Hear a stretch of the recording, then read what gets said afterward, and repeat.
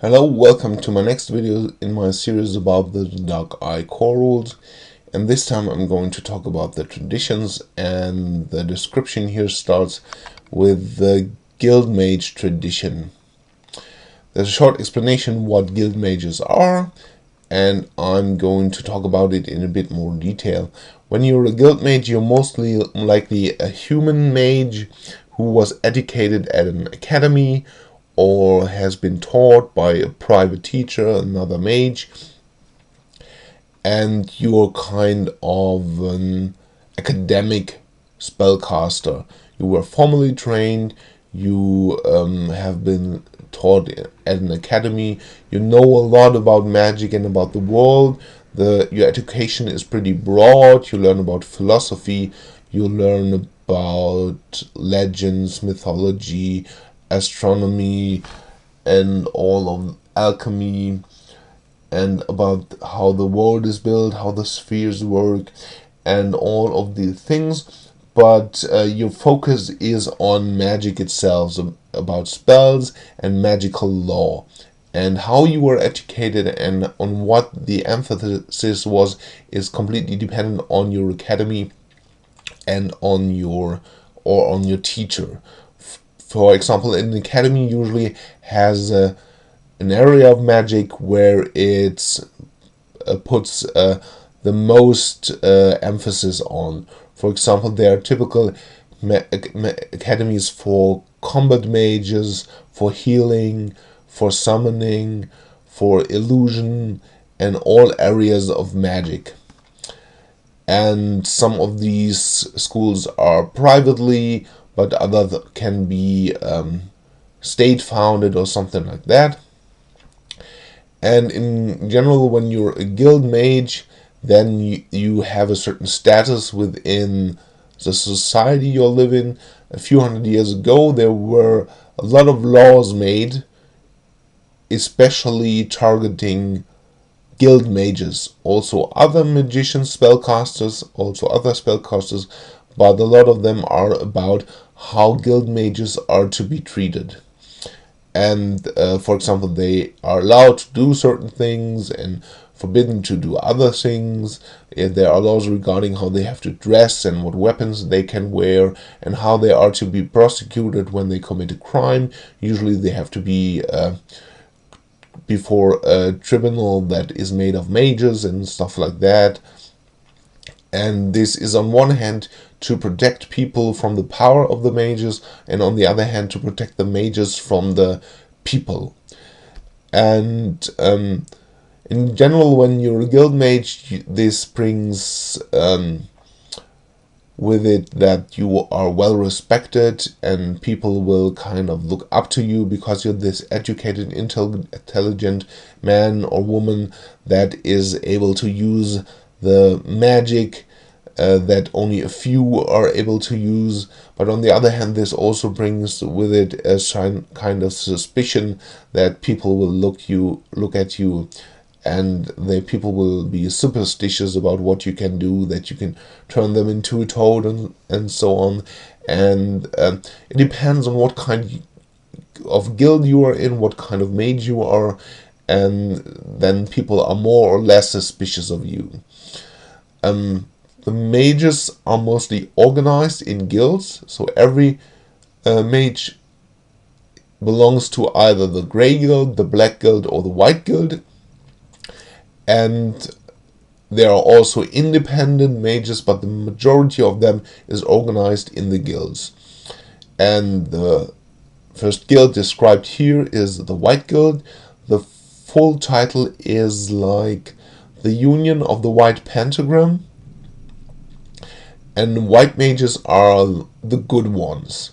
They consider magic as something dangerous, and magic is also seen as dangerous by some gods. For example, the highest of the gods, Breus, is kind of the god of anti-magic, and the White Guild tries to use its power in the spirit of the gods. They're very law-abiding. They worship the goddess of magic, Hesinde, the goddess of magic and knowledge, Hesinde, a lot.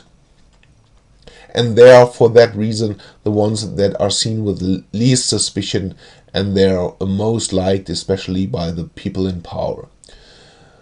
The next guild is the Grey Guild, the Great Grey Guild of the Spirit, and they're kind of a melting pot of everybody else that doesn't fit into the Black or the White Guild, and for that reason they are not so strongly organized.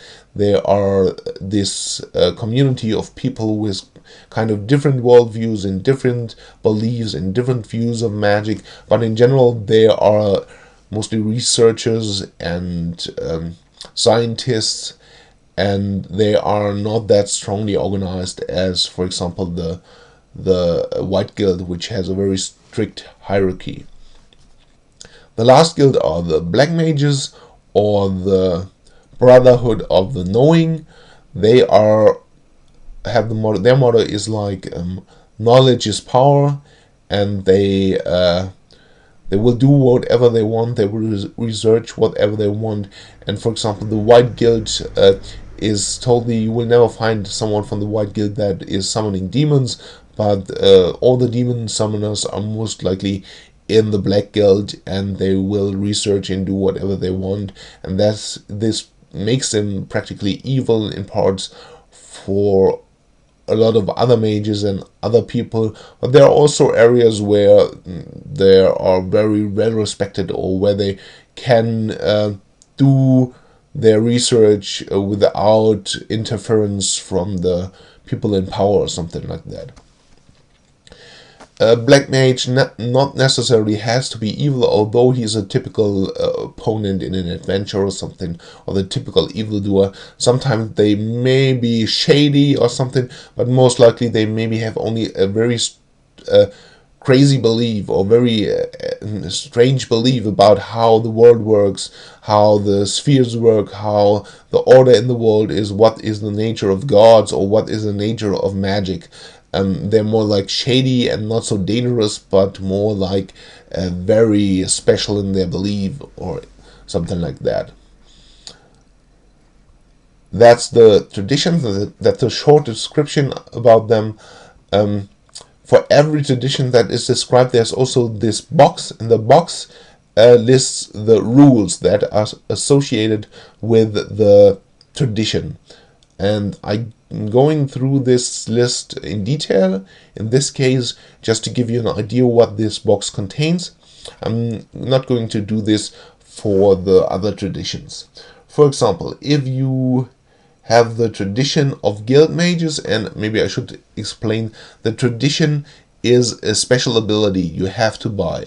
When you buy the Advantage Spellcaster, you also have to buy a special ability, the tradition, and the tradition is, for example, a guild mage tradition.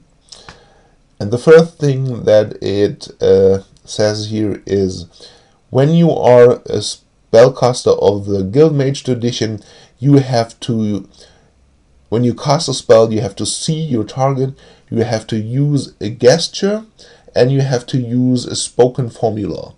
And if you can't do that, you will get a penalty on your spellcasting test. I explained that when I talked about spellcasting, that guild mages have to use the gesture and the spoken formula.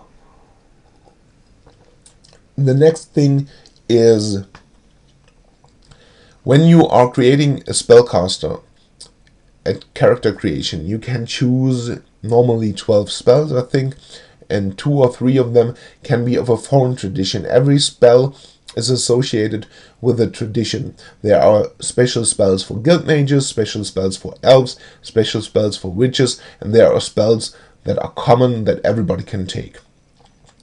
And you usually can only take spells of your tradition and a few, like 2 or 3 of a foreign tradition. But when you are a guild and when you take one of a foreign tradition, you cannot advance them or level them up to a very high skill level. For guild mages, this is different. You can choose one spell of a foreign tradition that is basically treated for you by you as a guild mage spell. So you can level it up to a high skill level and use it like a guild mage spell. Then you are able to learn spells from books. You cannot just write down a description of a spell, because you have to learn what kind of pattern you have to weave with your astral energy to create a spell. And the pattern has somehow to be written down, and this cannot be, you cannot just write something down. You have to use magic to do this, and it's very special to do this. And you cannot just simply read this. You don't automatically understand how to read this, like you don't automatically understand how to read a language when you see something in a foreign language written down. And so guild mages have learned this. They can write down the pattern and the description of a spell, and they can learn and read these patterns and can learn from a written down formula how to cast the spell. This is unique for the guild mages. And then that's something, the next is something that is given for nearly every tradition, is you have a special guild mage artifacts you can use. For example, the staff of a guild mage, or they can also have a crystal ball, but I think that is not explained in the core rules.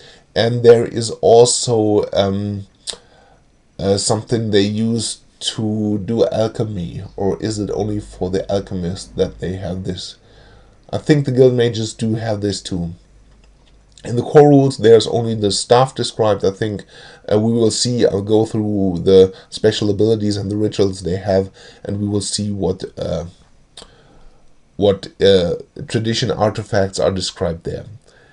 And the last one is also an information that is given for every tradition. It tells you what your lead attribute is. The lead attribute for guild mages is intelligence, because they cast their spells with intelligence. And what this lead attribute is for example, it gives you a bonus on your astral energy. If you have 15 points in intelligence, you get a bonus of 15 points on your astral energy. There are also rules that target the lead attribute. They say do this or that with your lead attribute, or your lead attribute has to be this high to be able to do this or that. And that is very different how it is used.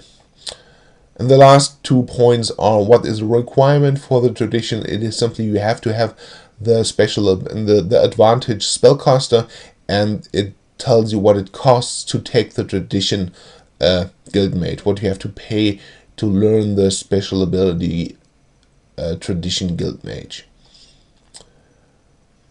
So that's the background description of the guild mages. I'll end this video here, and next I'm going to talk about the special rules for guild mages. If you have any questions, maybe about the background of the guild mages, comment, send me a message, ask, and I try to answer it. But for this video, that's it. Goodbye.